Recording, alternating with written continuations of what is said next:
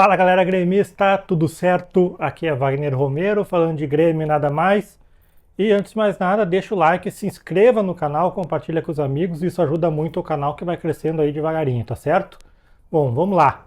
O assunto de hoje é Franco Cristaldo, né? O Grêmio tem dois jogadores aí que vira e mexe estão mexendo com as redes sociais, com os torcedores, que é o JP Galvão e o Cristaldo. E recentemente houve toda ali uma polêmica em relação ao Cristaldo, porque teve gente, eu vou citar aqui, porque até acompanho o canal deles, né, que é o pessoal da dupla, que naquele tom de brincadeira, que é como é a live deles, falaram em xingar o Cristaldo e falaram que não se chuta cachorro morto, né? Também aconteceu, acho, algo no sala de redação, todo mundo meio que pegando no pé do Cristaldo. O Renato tira o Cristaldo quase todo o jogo no intervalo. E é um jogador que gera uma divisão entre os torcedores. Até acho que a maioria gosta do Cristaldo, mas tem uma parcela também bem significativa que acha que o Cristaldo também não tem lugar no time do Grêmio, não devia nem estar no Grêmio. O que eu acho, antes de mais nada? Né? Eu vou botar aí na tela agora a estatística do Cristaldo desde que chegou ao Grêmio, que saiu essa semana e muita gente começou também a retweetar e tal, e repercutir isso aí, né? Onde o Cristaldo é o líder para passes decisivos nas últimas duas temporadas do Grêmio. Ele está na sua segunda temporada do Grêmio recém. São 113 passes decisivos em 62 jogos. Isso é um número muito bom. Né? O que são os passes decisivos? E aí eu não estou inventando aqui interpretação de dados. Eu estou colocando aqui embaixo, por sinal, a própria explicação do SofaScore, que é quem fez a estatística, de que os passes decisivos são os passes que levam à finalização. Ou seja, o jogador deu o passe e o atleta finalizou, né? Indiferente se foi gol ou não, certo? Então, são 62 jogos, 13 gols, 13 assistências, ou seja, 26 participações para gol aí em 62 jogos e 113 passes decisivos, ou seja, 113 passes para a finalização do Cristaldo. Os números do Cristaldo de assistências e gols são incríveis? Não, não são incríveis. São números bons. Né? O Cristaldo alcançou na temporada passada o que a gente chama de duplo-duplo, ou seja, ele atingiu 2 dígitos em assistências e gols. E a última vez que um jogador tinha feito isso, jogando pelo Grêmio, tinha sido o Luan. Se não me engano, na temporada 15 ou 16. Ou seja, passou aí 7 anos, 6, 7, 8 anos, para um jogador repetir esse feito. E isso não é pouca coisa, isso é um bom número.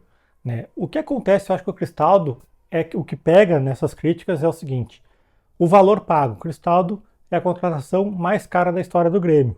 Né? E ele fez muito mais que isso lá no Huracan, no Campeonato Argentino. Né?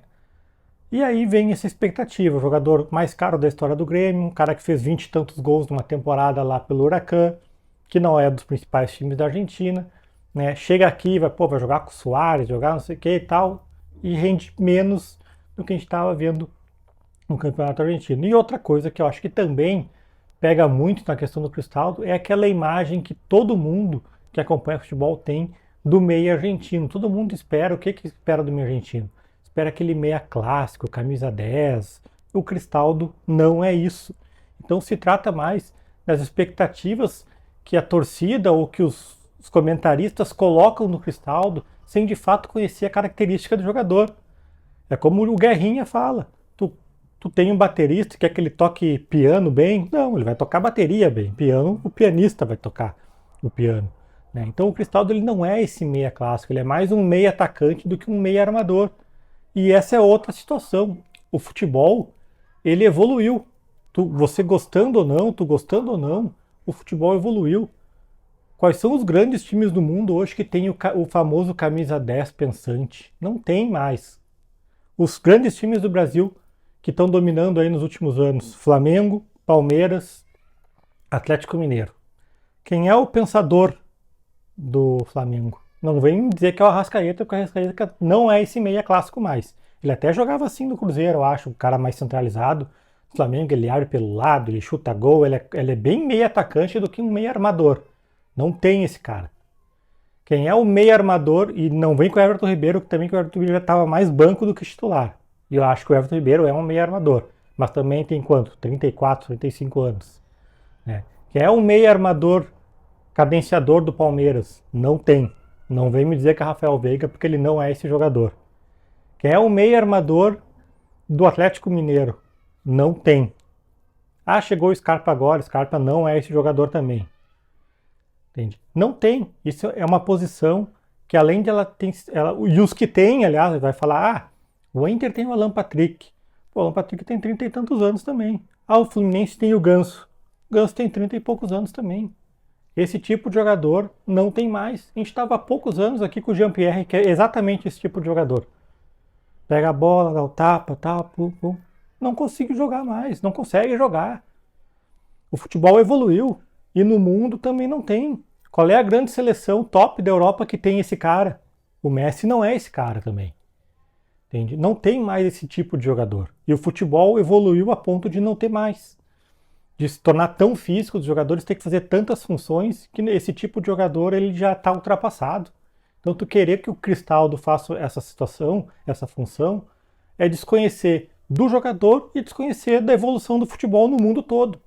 É a mesma coisa que falar, o Grêmio precisa ter um volante camisa 5, aquele o famoso cabeça de área na frente da zaga.